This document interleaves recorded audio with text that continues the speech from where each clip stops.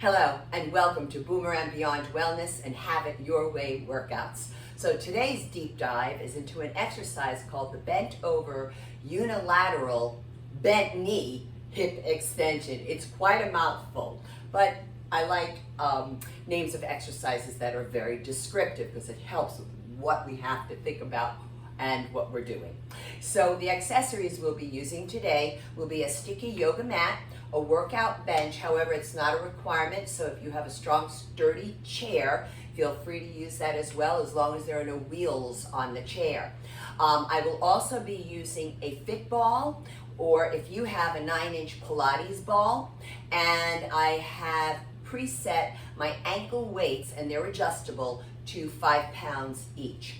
And this leads me into the precautionary measures, medical disclaimers. So the fit ball and the yoga mat are made from latex. So if you have a latex allergy, please look for non-latex or latex-free. If you have any back spine issues, particularly you were told not to bend down and pick up something, not to forward flex the spine. So, and this would include osteoporosis of the spine and the postural deviation known as hyperkyphosis, which is kind of like that hunched appearance. For you folks, I'm going to suggest that you stay upright. Now, the reason why I like the bent knee version of this exercise is because it engages primarily that gluteus maximus. However, if you've been told not to bend over, then you can do the exercise straight upright, but do understand, and the knee will be straight, do understand that you will have less of work in the gluteal and a little bit more hamstring. However, they work in tandem, so that's great, but I'm just giving you that advice. Now, also if you have carpal tunnel syndrome, I'm going to have my hands on the bench like so. So this wrist position is called wrist extension. Doesn't matter where those arms are.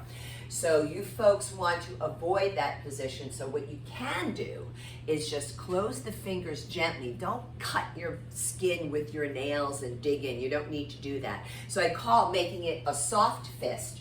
So you can bring your arms down like this to do it, or you can choose that upright option as well. If you're medicated or not for hypertension, you have vertigo or GERD, please, because we are bent over, do not let your head do this.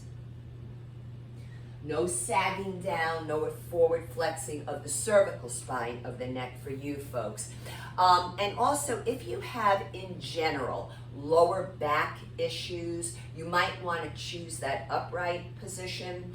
And just understand that everything I've listed here is a chronic concern. So if you have any chronic issue at all, I invite you to preview the video before participating. Look for what you can do. And if you're not sure, then I would invite the medical healthcare practitioner who knows your body best to preview the video as well to help you make an informed decision. Now, I have some gentle reminders for you. When you're working out on your own, and folks, this is not a workout. This is deep diving into one exercise at a time so that you can create your own personalized exercise protocol based on what works for you. It's a DIY approach. However, when you are training on your own, please keep yourselves hydrated with water. If you have medical issues with your kidneys or bladder and you have been advised to limit your water, you follow that medical advice, please. Also, feel free to stop and rest whenever you need to when you're training. However, I am not inviting you to quit, because the only way to get stronger is to try, but not in pain. And you can rest for a couple of moments, catch your breath, and then return to the work, even if it's just for one more repetition. Now, on the community tab of the channel, we have a reference image there for you. It's a really cool image of female executing the exercise. And also, you'll find a link to a rating of perceived exertion chart RPE for short. This is a great 0 through 10 subjective scale, wonderful for those of you who might have a pacemaker, or maybe you're on certain medications like beta blockers, or you simply don't know how to take your training heart rate. You can use this scale, and it's, though subjective, is really quite accurate. And it's advised for us to work out at an RPE between 3 to 6. Now, what else do I have there for you? Yes, within that community tab, I have a link to an article by Very Well Health about 5 different hip extension exercises. This is one of them. It's a really good article, so I recommend that you read that. And then on the channel, finally, we have a warm-up and a cool-down video for you. You can interchange the movements because it is advised for those of us 55 years and above to warm up for a full 10 minutes prior to any workout. Now, according to the National Institutes of Health, the muscles that are engaged here with this particular exercise would be the gluteus maximus, the hamstrings, which are the back of the thighs, in particular the long head of the biceps femoris. And it also engages the semitendinosus and the semimembranosus of the hamstring muscle group. And as well, the posterior side of the adductor magnus. Adductor means going in toward the midline of the body, and they're referring to the inner thighs here. Now, the activities of daily living that are benefited by this exercise. Well, anytime you train the gluteals, you're gonna help what I call the 3 C's. This would be getting up and down from a chair, getting in and out of your car, because you're gonna sit down, right? And also, well, frankly, getting up and down from the commode. But it will also help runners and joggers, as well as climbing stairs.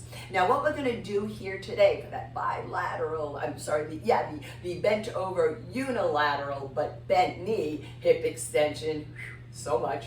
What we're gonna do here is 1 set, and a set is a group of repetitions. I typically like between 8 to 15. And the first 5 repetitions, we're gonna demonstrate without any resistance. And then the next group of 5 repetitions, we'll add the fit ball. And then finally, we'll add for the final 5, both the fit ball and the ankle weights. So we're gonna begin here. Remember, carpal tunnel syndrome, be careful of this hand position. Just wanna make sure you can fully see the feet. All right, so I'm gonna bend my knee and I'm dorsiflexing the foot. So dorsiflexion is when the sole of the foot is like you're gonna stamp that imprint of the sole of the foot on the ceiling. Plantar flexion is when you're pointing. So this is dorsiflexion. So I lower, exhale, up, pause. Inhale down, exhale on the effort right here. Inhale, exhale, pause at the peak of the contraction. Remember, we want that head up and the belly button in. 1 more, pause, and slowly lower. Now the other side.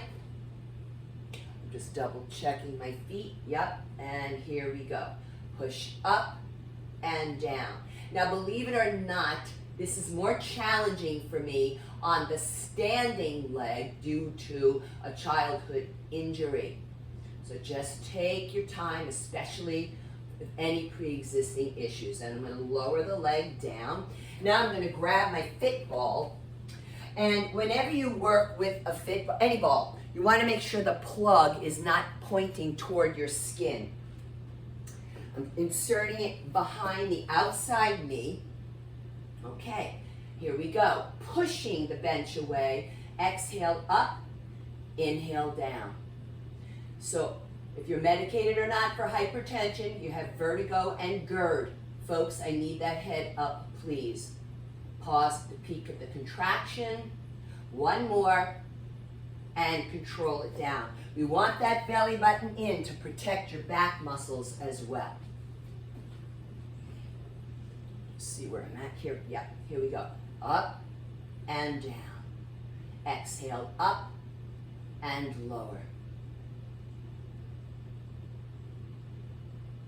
Breath in and out through the nose. 1 more.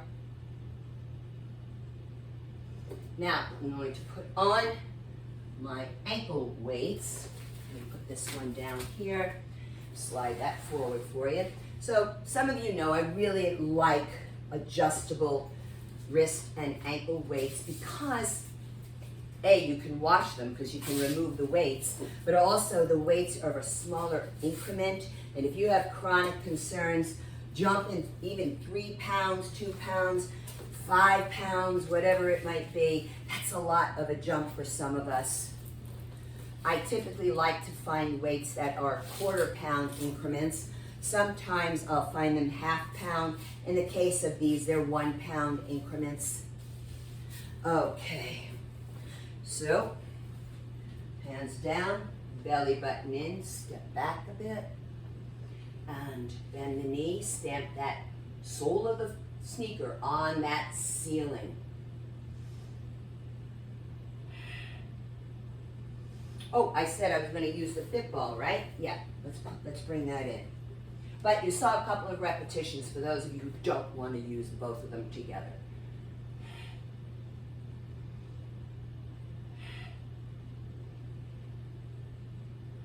I'm going to go for 2 more, so we'll make it the full 5 with the ball and the ankle weight.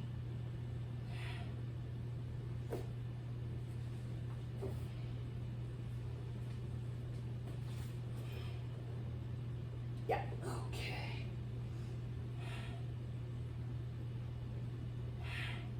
You don't want to collapse down into the bench. Think you're rooting into it and then pushing it away from you. Last one. And that's what we have for you today, folks, at Have It Your Way Workouts with Boomer and Beyond Wellness.